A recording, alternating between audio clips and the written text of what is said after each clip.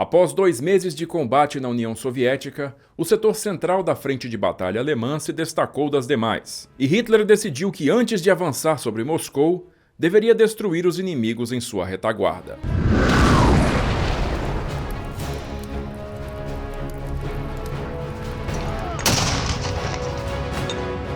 Quando a abertura das hostilidades entre a Alemanha e a União Soviética foi informada ao primeiro-ministro britânico Winston Churchill em seu gabinete em Londres, ele imediatamente ordenou a preparação de um discurso para todo o Império Britânico, onde saudaria seus novos aliados soviéticos na luta contra o Terceiro Reich. Dispensando seus assessores para iniciarem o trabalho, Churchill ficou sozinho com seu secretário pessoal, Sir John Colville, que reservadamente perguntou ao primeiro-ministro sobre como essas ordens se balanceavam contra sua notória e histórica retórica anticomunista. Churchill respondeu-lhe: "John, se Hitler invadisse o inferno, pelo menos uma menção favorável ao demônio eu faria ao parlamento." Nos dias seguintes, uma frenética troca diplomática ocorreu entre os dois países, cujas relações haviam sido pautadas pelo desdém desde o início da guerra. A emergência dos novos acontecimentos mudou completamente este cenário, e na manhã do dia 12 de julho, o embaixador britânico em Moscou, Sir Stafford Cripps, foi ao Kremlin encontrar-se com Stalin,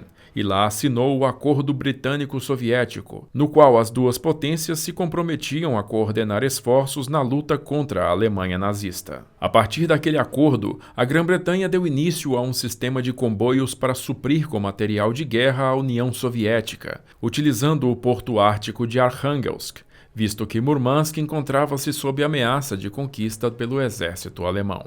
O primeiro desses comboios zarpou da Islândia em 21 de agosto, aportando em Arkhangelsk 10 dias depois, entregando o primeiro de numerosos carregamentos de crescente importância para o Exército Vermelho. Simultaneamente, britânicos e soviéticos invadiram a Pérsia em 25 de agosto, depondo o Shah Reza Pahlavi e abrindo uma segunda rota de suprimentos pela Ásia Central. Os suprimentos para o Exército Vermelho sofreriam um drástico aumento a partir de 1º de outubro, quando o presidente americano Franklin Roosevelt aprovou a entrada da União Soviética no programa Lend-Lease. O início deste relacionamento entre os ainda oficialmente neutros Estados Unidos e a União Soviética não demorou a afetar diretamente o desenrolar das operações de guerra do eixo contra Moscou. Em 30 de outubro, o exército finlandês havia reiniciado sua ofensiva contra Kanthalahti para cortar a ferrovia de Murmansk e isolar o porto ártico, mas Washington usou de pesada pressão diplomática sobre a Finlândia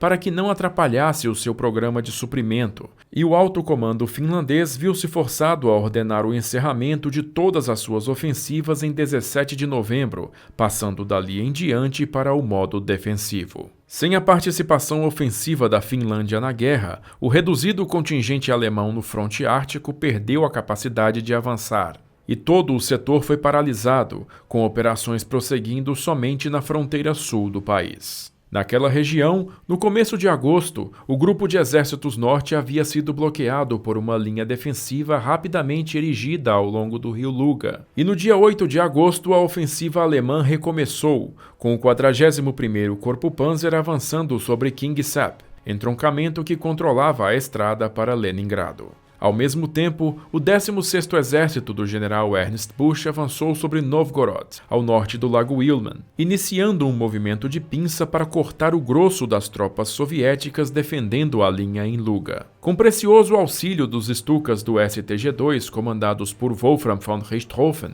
Busch conseguiu apossar-se de Novgorod em 16 de agosto após uma dura batalha pela cidade, e no dia 20 a 21ª Divisão de Infantaria conquistou Chudovo, cortando lá a ferrovia que ligava Leningrado a Moscou. Na pinça norte do avanço, Kingisepp foi tomada em 17 de agosto, abrindo uma grande brecha na linha defensiva soviética que permitiu o avanço na direção de Krasnogvardeysk, o que colocou todas as forças em Luga sob direta ameaça de cerco. Desta maneira, a frente soviética foi desmantelada e um desesperado recuo foi ordenado, mas no dia 22 o cerco foi fechado e 20.000 soldados soviéticos foram capturados no bolsão de Luga. Enquanto isso, os soviéticos tentaram contra-atacar em Staraya Russa, ao sul do Lago Ilmen, em 12 de agosto, Mas o Marechal Lieb reforçou o setor com a 3ª Divisão SS Totenkopf do SS Gruppenführer Theodor Eicke, que juntamente com outras unidades conseguiu conter o ataque no dia 25. No norte da Estônia, após um cerco de 3 semanas, a capital Tallinn foi finalmente capturada pelos alemães em 28 de agosto, forçando a marinha soviética a evacuar a cidade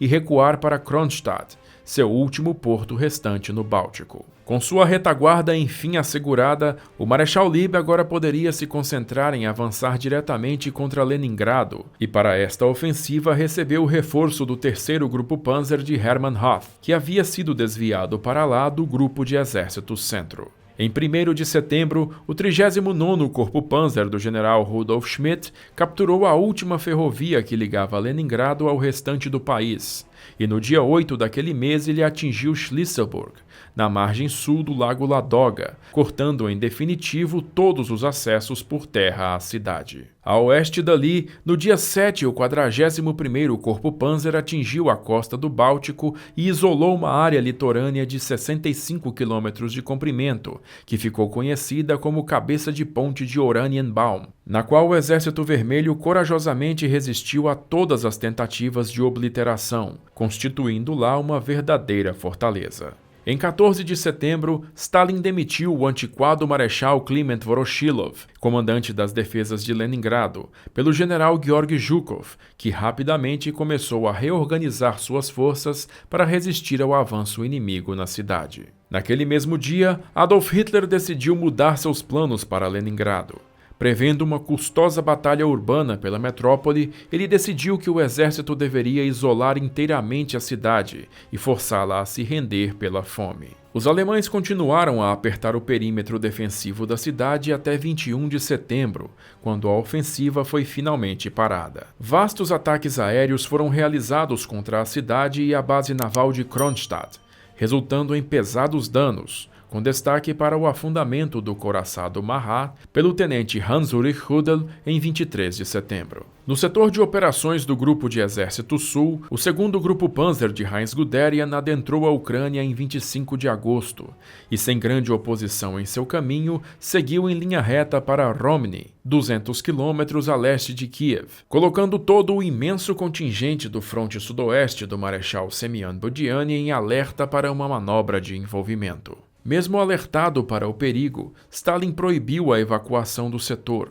pois isso significaria entregar Kiev de bandeja para os alemães. Stalin esperava montar seu próprio contra-ataque para isolar Guderian pela retaguarda, mas o desastre aconteceu em 12 de setembro, quando o 1º Grupo Panzer de Kleist cruzou o rio Dnieper em Kremenchuk, acelerando o rumo norte para encontrar-se com Guderian. Os 2 grupos Panzer se encontraram em Lochvitsia em 16 de setembro, fechando aquele que seria o maior cerco da história militar mundial. No dia seguinte, Moscou emitiu a ordem de evacuação de Kiev, mas já era muito tarde, e dentro do bolsão foram cercados 665 mil homens. Stalin ordenou que Budyonny fosse evacuado do cerco, e sem liderança nem reservas móveis, as tropas sitiadas não tinham qualquer possibilidade realística de evadir. Nos dias seguintes, a infantaria do 6º e do 17º Exércitos Alemães chegou e começou a pressionar o bolsão, embora encontrando determinada resistência dos infantes soviéticos. Reichenau ordenou um pesado bombardeio de artilharia a Kiev para dizimar a resistência na cidade,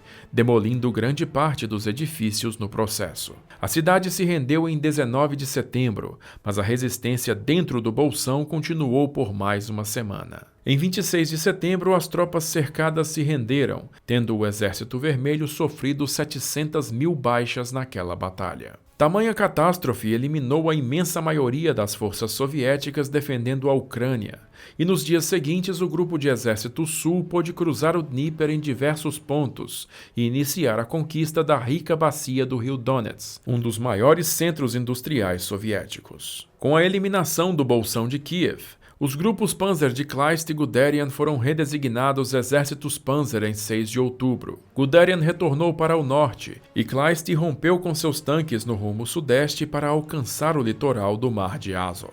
O comandante do 11º Exército, o general Eugen Ritter von Schubert, havia falecido num acidente aéreo em 12 de setembro, sendo substituído no cargo pelo general Erich von Manstein, que pouco tempo após chegar recebeu a tarefa de conquistar a península da Crimeia. Contudo, antes disso, em coordenação com Kleist, Manstein tomou parte na eliminação de 2 exércitos soviéticos que defendiam o setor de Melitopol, cercando-os no dia 10, fechando um novo bolsão que resultou em mais de 100 mil prisioneiros. A partir daí, Kleist seguiu o litoral com o objetivo de capturar Rostov, cidade que era considerada a porta para o Cáucaso. Ao mesmo tempo, Manstein se preparou para enfrentar as defesas soviéticas do istmo de Perekop, de apenas 8 quilômetros de largura, que dava acesso à Crimeia. O comando soviético, percebendo a Crimeia isolada, evacuou o porto de Odessa na noite de 14 de outubro,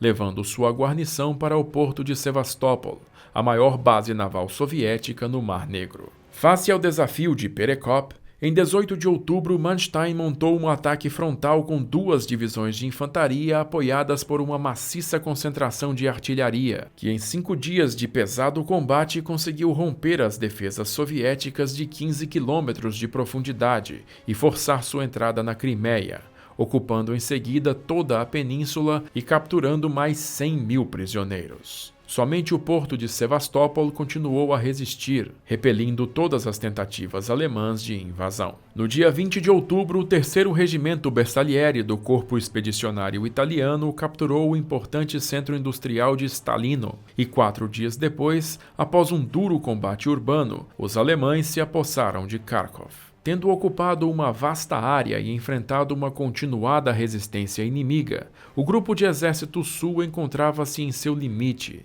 mas foi ordenado a prosseguir o avanço através do rio Mills para alcançar o Cáucaso, mesmo que sob continuados protestos de Kleist, que alertava para a exaustão de suas tropas, bem quando as temperaturas começavam a cair bruscamente. No final de setembro, o Marechal Bock, comandante do Grupo de Exército Centro, celebrava o retorno dos seus 2 grupos Panzer, recebendo também o reforço do 4º Grupo Panzer, originalmente pertencente ao Marechal Lieb. Agora contando com quase 2 milhões de homens sob seu comando, Bock planejou um ataque a Moscou na forma de um envolvimento duplo, com o 3º Grupo Panzer de Hoth atacando pelo norte, o 4º Grupo Panzer de Repner atacando pelo centro e o 2º Exército Panzer de Guderian atacando pelo sul. O esperado ataque contra Moscou, codinome Operação Tufão, foi finalmente iniciado em 30 de setembro, com Guderian fazendo uma repentina guinada para nordeste e tomando Briansk e Orel em 6 de outubro, cercando 3 exércitos soviéticos no bolsão de Briansk. No dia seguinte, as vanguardas blindadas de Hoth e Repner se encontraram a leste de Vyazma, dessa vez cercando nada menos que 5 exércitos soviéticos a oeste da cidade, e nos 2 cercos foram capturados um total de 675 mil homens, repentinamente cortando pela metade a força do Exército Vermelho defendendo a capital. Foi quando, em Berlim,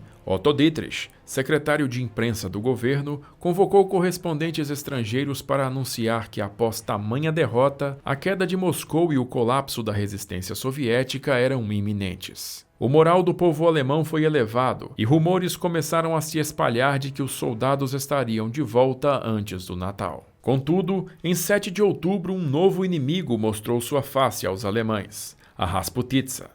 A primeira neve caiu e rapidamente derreteu no solo, transformando as estradas não pavimentadas da União Soviética em verdadeiros mares de lama, atolando veículos e animais e prejudicando seriamente as operações militares. Zhukov foi convocado de Leningrado e colocado no comando das defesas de Moscou, e no dia 12 ordenou a concentração de todas as forças disponíveis na linha Mojaisk, uma rede de fortificações rapidamente construída nas semanas anteriores. Mas após os desastres em Briansk e Vyazma, Zhukov teria que reconstruir do zero todo o fronte ocidental, e apenas 90 mil soldados ocupavam a linha quando a Wehrmacht atacou no dia seguinte, em 24 horas capturando Kalinin, a norte de Moscou, e Kaluga, ao sul da cidade. Tais ataques soaram um alarme de cerco no Kremlin, e em 15 de outubro Stalin ordenou a evacuação do Partido Comunista, delegações diplomáticas e instituições culturais para Kuibychev,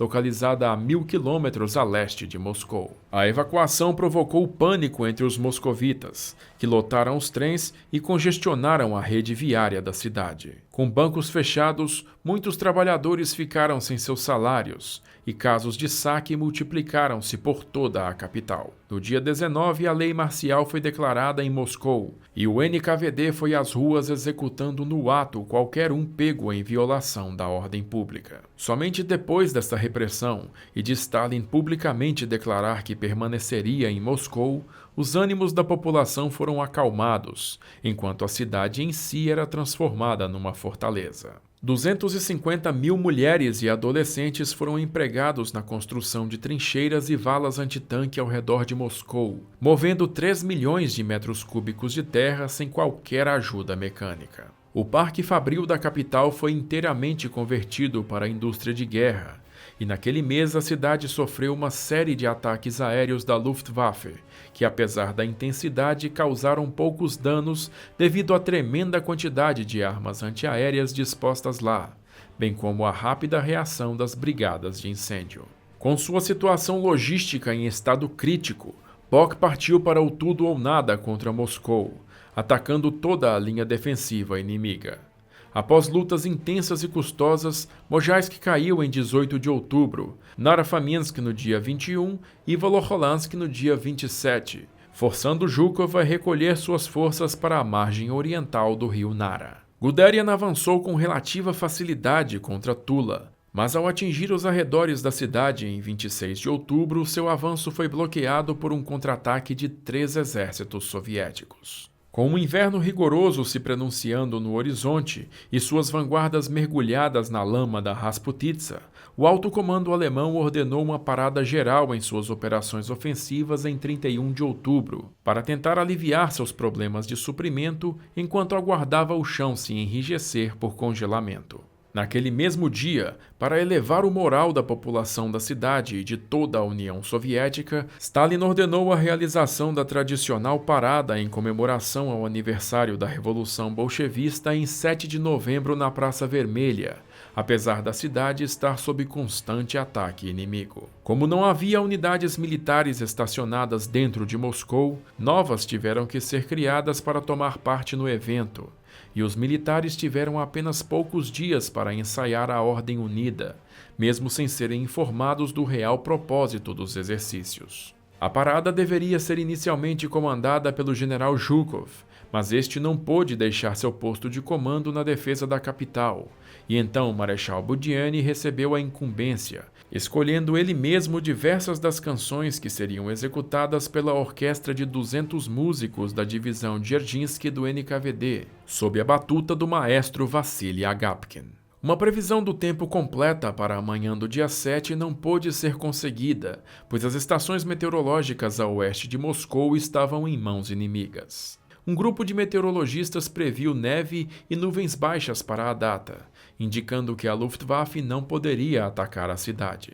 Mesmo assim, como precaução, a Força Aérea Soviética bombardeou os aeródromos alemães no dia 5. Além da infantaria, participariam da parada 160 tanques, entre eles um batalhão de KV-1 saído diretamente da fábrica, cuja presença foi exigida por Stalin, que também ordenou que as estrelas vermelhas das torres do Kremlin, que se encontravam apagadas desde o começo da invasão, fossem acesas especialmente para o desfile. Às 5 da manhã de 7 de novembro, sob uma temperatura congelante, tropas e convidados, incluindo diversos correspondentes da imprensa estrangeira, foram levados à Praça Vermelha, e às 8 horas a voz de Stalin soou pelos alto-falantes. Camaradas, homens do exército e da marinha, comandantes e comissários, guerrilheiros e guerrilheiras, o mundo inteiro olha para vocês como a força capaz de destruir as hordas invasoras alemãs. Os povos escravizados da Europa olham para vocês como seus libertadores. Uma grande missão libertadora recaiu sobre vocês. Sejam dignos desta missão.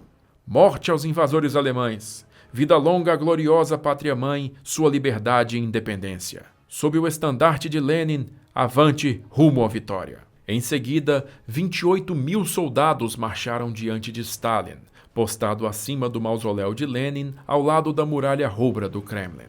O mundo inteiro acompanhou o evento ao vivo pela rádio, entendendo que naquele momento a União Soviética demonstrava sua resolução ante um inimigo que havia rolado de forma avassaladora por seu território e que agora ameaçava tomar sua própria capital. Um embate definitivo ocorreria nas semanas seguintes e, com a tensão nas alturas, mais uma vez, o mundo todo prenderia a respiração. Gostou desse vídeo aí?